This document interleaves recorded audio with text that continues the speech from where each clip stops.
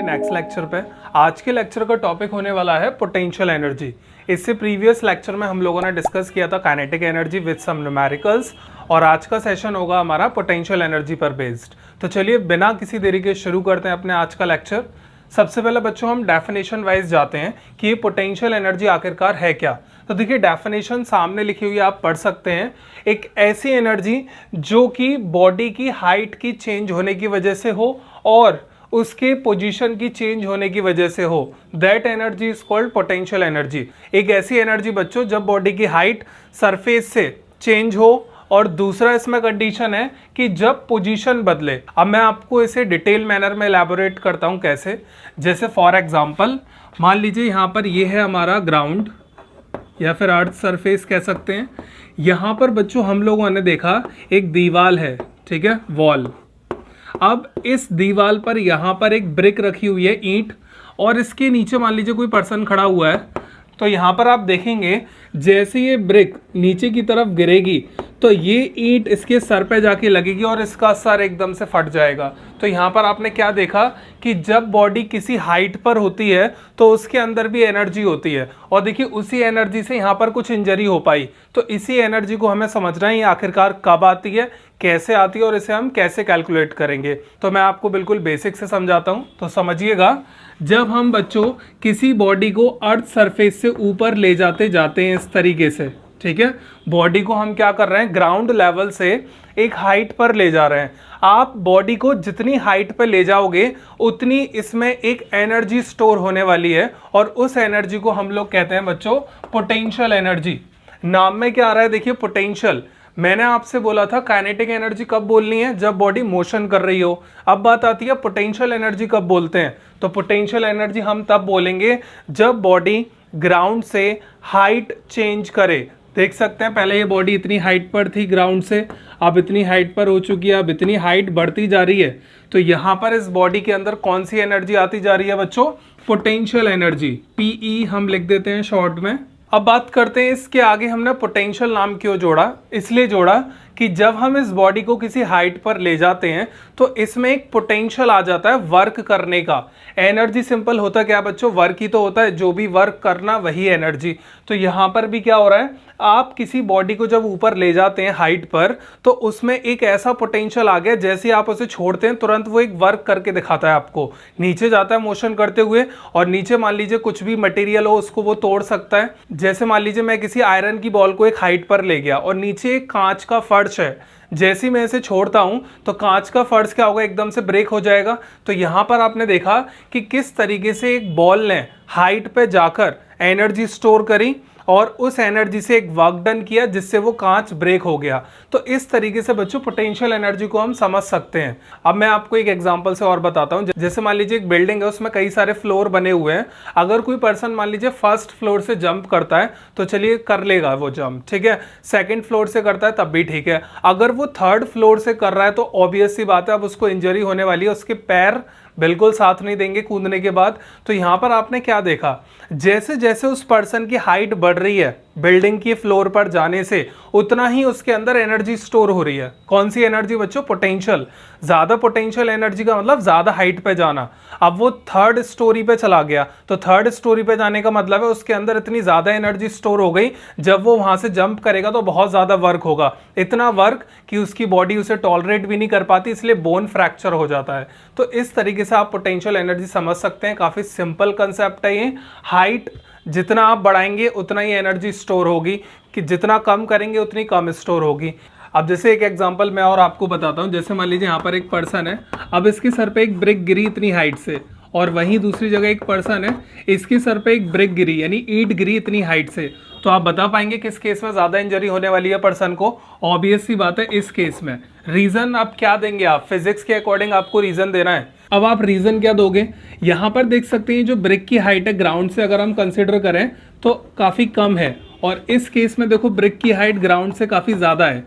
अब यहाँ क्या होगा, हाइट कम होने से बच्चों यहाँ पे पोटेंशियल एनर्जी कम स्टोर होगी, और पोटेंशियल एनर्जी कम स्टोर होगी तो वर्क डन भी कैसा होगा, कम। तभी इसको कम इंजरी होगी फर्स्ट केस में। सेकंड में हाइट बढ़ने से क्या होता है, पोटेंशियल एनर्जी बढ़ जाती है, यानी इस बॉडी में ज़्यादा पोटेंशियल आ गया काम करने के लिए, और अगर ज़्यादा पोटेंशियल आ गया तो वर्क डन भी कैसा करके दिखाएगा आपको, ज़्यादा, इसलिए वहाँ पर इंजरी ज़्यादा होगी। तो इस तरीके से हम पोटेंशियल को समझेंगे और आई होप आपको समझ में आ रहा होगा क्या होता है एक्चुअल में पोटेंशियल एनर्जी।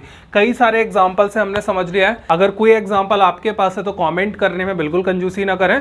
तो ये है बच्चों पोटेंशियल एनर्जी का कंसेप्ट। अभी मैंने आपको सिर्फ इसका ये स्टेप बताया है, हाइट की वजह से पोटेंशियल एनर्जी आना। अभी मैंने आपको ये नहीं इलेबोरेट किया कि पोजीशन बदलने से भी क्या पोटेंशियल एनर्जी आती है। चलिए अब इसकी बात करते हैं। जैसे कि आपने देखा होगा स्प्रिंग में एक कंसेप्ट होता है, जैसे आप स्प्रिंग को कंप्रेस करते हैं तो कंप्रेस करने का मतलब क्या, आप स्प्रिंग की क्या कर रहे हैं बच्चों, पोजीशन बदल रहे हैं। और पोजीशन बदलने का मतलब ही होता है उसमें कौन सी एनर्जी आप स्टोर कर रहे हैं, पोटेंशियल एनर्जी। जैसे हमने स्प्रिंग को दोनों साइड से कंप्रेस किया, यानी हमने उसके अंदर एक एनर्जी भर दी, उस एनर्जी को आप बोलोगे पोटेंशियल एनर्जी। और जब बच्चों आपने वो पोटेंशियल एनर्जी भरी, तो पोटेंशियल एनर्जी का मतलब क्या होता है, एक ऐसी एनर्जी जिससे वो वर्क डन करे, यानी उस स्प्रिंग के अंदर अब एक ऐसा पोटेंशियल जनरेट हो गया जिससे वो आपको वर्क करके दिखाएगी। जैसे मैं एक स्प्रिंग को दबाकर अपने हाथों को हटाता हूं तो आप देखिएगा वो स्प्रिंग एलोंगेट हो जाती है एकदम से। क्यों? क्योंकि वो वर्क डन करने के लिए तैयार है, क्योंकि हमने उसमें एक एनर्जी पहले ही फीड कर दी थी।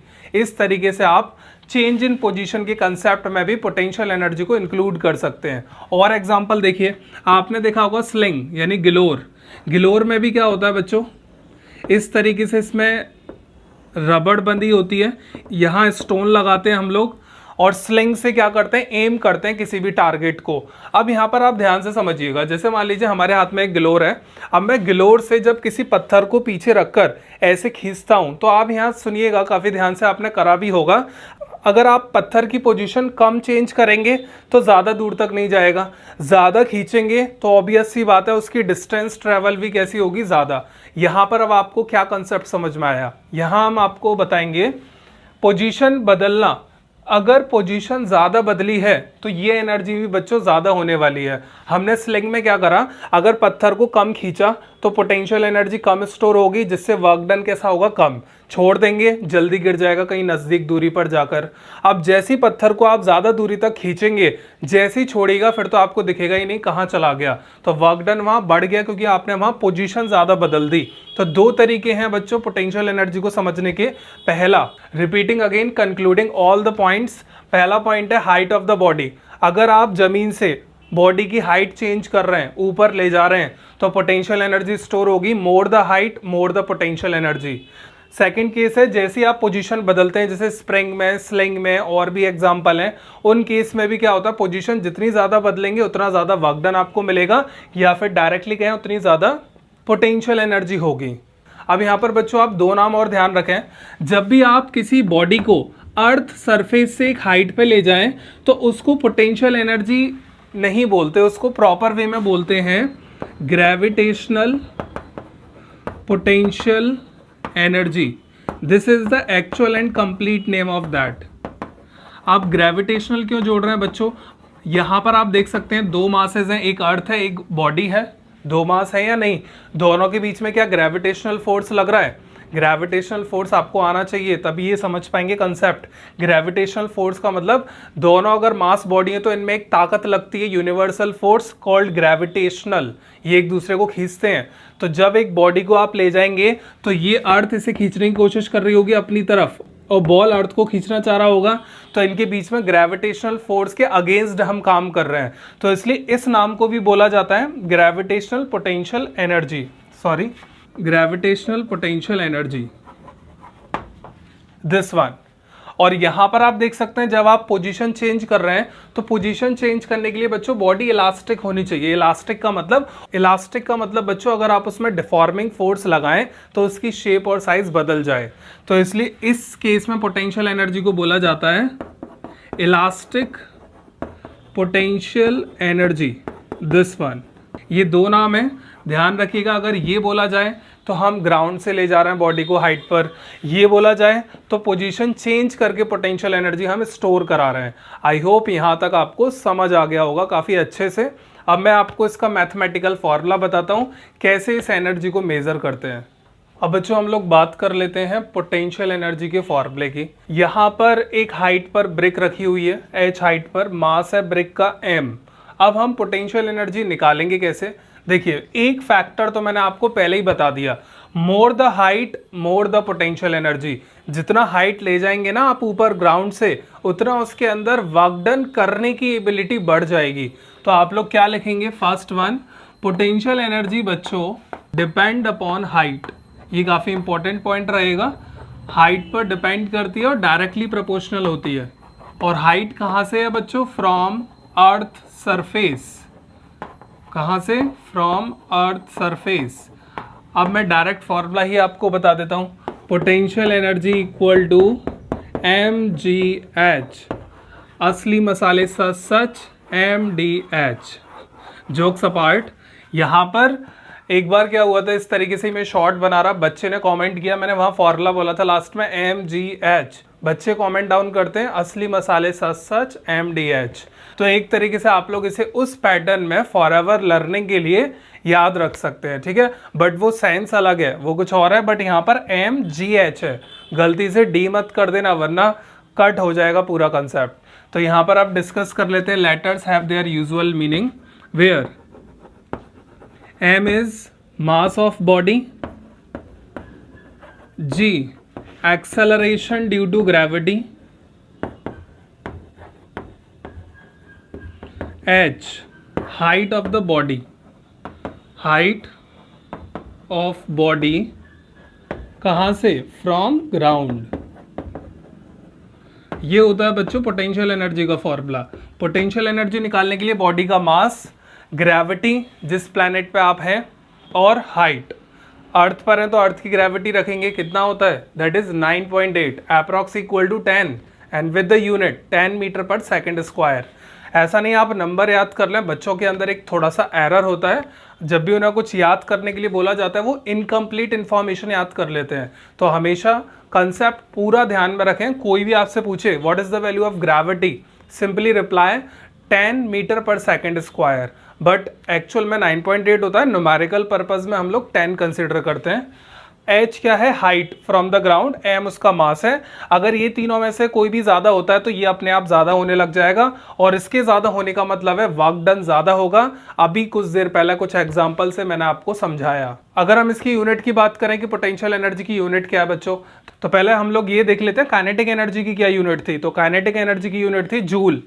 कोई भी एनर्जी हो, whether it's kinetic, potential, mechanical, chemical, heat, blah blah blah, आप सिंपली एनर्जी देखते यूनिट क्या लगाएंगे यहाँ पर? जूल।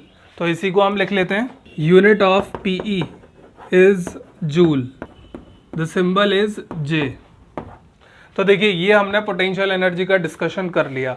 अब बात आती है न्यूमेरिकल, क्योंकि थ्योरी बच्चे आसानी से इम्बाइव कर लेते हैं, ग्रैप कर लेते हैं, बट बात करें ना न्यूमेरिकल की, तो न्यूमेरिकल में हमेशा उनकी ट्रेन स्लो चलती है। कैसे? डायरेक्ट फॉर्मूला पुटिंग क्वेश्चन हो जाते हैं, बट अगर क्वेश्चन थोड़ा सा मोल्ड या ट्विस्ट कर दिया जाए तुरंत बच्चे हो जाते हैं होपलेस। तो यहाँ पर अब हम न्यूमेरिकल डिस्कस करते हैं 2-3 based on the formula mgh। अब देखिए बच्चों, पहला हमारे पास न्यूमेरिकल है एक्सेलरेशन ड्यू टू ग्रेविटी। ये g होता है 10 मीटर पर सेकेंड स्क्वायर। आपसे बोला गया पोटेंशियल एनर्जी कैलकुलेट करें, फिर आगे है मास दे रखा है हमें 1 kg, और हाइट कितना दिया है? 5 metre.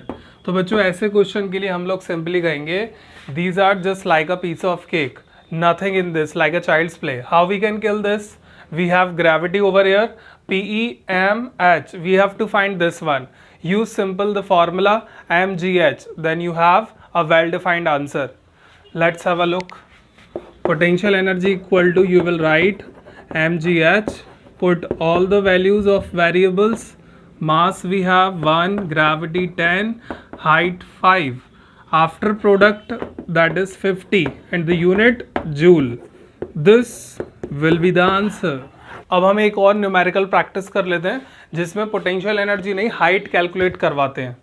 A bag of wheat weighs 200 kg। तो यहाँ पर देखिए यूनिट देख लें आप लोग, अगर न्यूटन होती ना यहाँ यूनिट तो ये वेट होता, बट हमें केजी दे रखा है। तो केजी किसकी यूनिट होती है? मास की बच्चों। तो मास है 200 kg। आगे पढ़िए, what height should it be raised? Height पूछा जा रहा है आप लोगों से, कितनी हाइट तक इसे उठाना चाहिए जिससे कि पोटेंशियल एनर्जी इतना हो जाए। पोटेंशियल एनर्जी कितना हो चुका है 9800। अब आप इसे कैसे करेंगे, फॉर्मूला लगाएं पोटेंशियल एनर्जी का। पोटेंशियल एनर्जी की वैल्यू रख दीजिए 9800, मास 200, ग्रेविटी 10। न्यूमेरिकल के लिए बच्चों हमेशा 10 लगाएं, without a doubt always 10। Zero देखिए कैंसिल हो जाएंगे यहाँ से 2, 98, 20 डिवाइड में आ जाएगा हाइट, और डिवाइड करना तो सब लोग जानते हैं। यहाँ आंसर लिखिएगा, यूनिट क्या लगाएंगे इस बार, जूल मत लिख दीजिएगा, हाइट है तो यूनिट लगाना मीटर, डिवाइड आप लोग खुद करें। तो इस तरीके से बच्चों हम पोटेंशियल एनर्जी पर न्यूमेरिकल लगा सकते हैं। ये हमने पोटेंशियल एनर्जी का कंसेप्ट कवर किया आज के इस लेक्चर में। तो आज हम इतना ही रखते हैं, बाकी हम मिलते हैं आपसे अपने नेक्स्ट वीडियो में।